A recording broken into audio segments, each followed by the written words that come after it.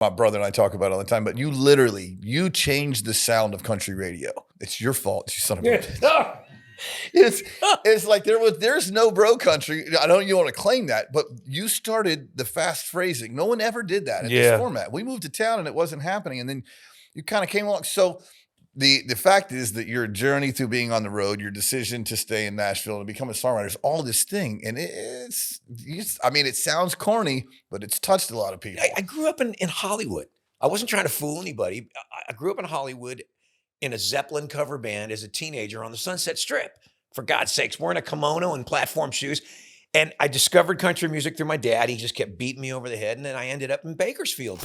So he gets injured right in front of Casey Beathard's house. Property there, I think, that Billy Ray Cyrus owned over there. Yeah. And a crazy thing was his injury was to his heart. And that really tore me up. And then, you go through the whole process of identification and all that stuff. And it's a lot. It's a lot, man. And it's so much to process and so much trauma. I still see every day. I still see him there every day. I still see it. I still have, it's 15 years later, but I see it a little bit different now. John Huey, who I'm sure you know, booking agent in town, he lost his son.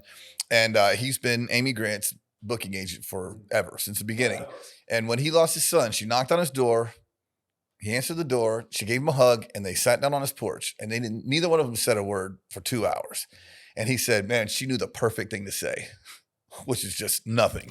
We're no more special than anybody else. People have lost.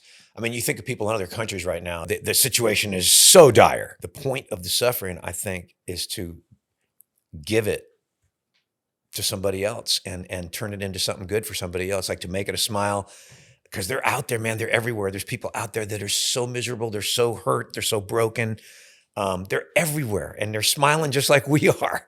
And we don't know their stories. And I found in the last 15 years now, it took a while to get me there. Every night I get up there, my radar's on. I'm hoping I hit somebody with an arrow. I always try to ask this question. It's kind of funny because it's kind of be obvious, but what's the worst thing that's ever happened to you, and what's the best thing that came out of that?